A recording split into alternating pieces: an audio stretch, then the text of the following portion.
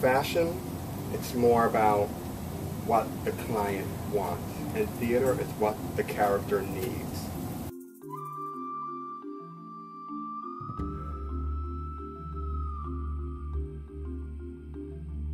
If you can get up close, all of this are bias strips that are individually woven to sort of create that placket.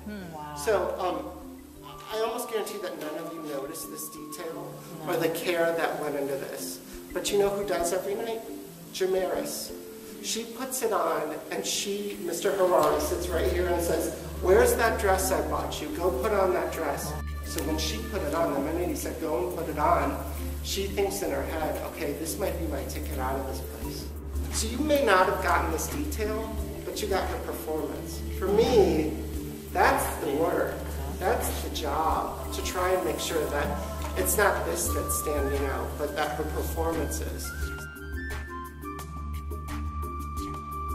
Emilio came to us with the rendering, and we had just received a donation from a woman in the area who had heard that we were doing an African piece, and she donated this fabric to us. And so we said, "Emilio, we have this great donation," and this was the fabric that he chose for the bodice part of the dress.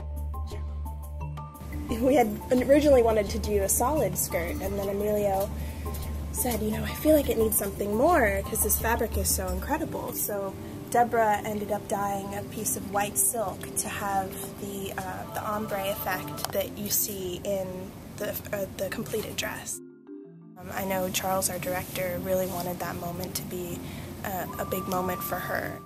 Little things like changing the skirt to be more of an exciting fabric, I think really paid off, and that really achieved that goal of making that dress a really big statement.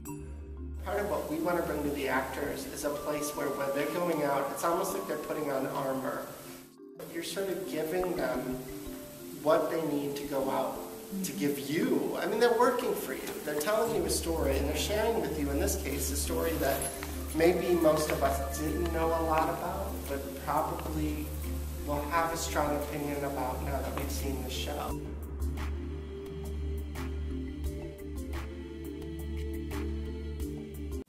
Sometimes it's a little like making sausage. You don't want to see it, but you get there eventually.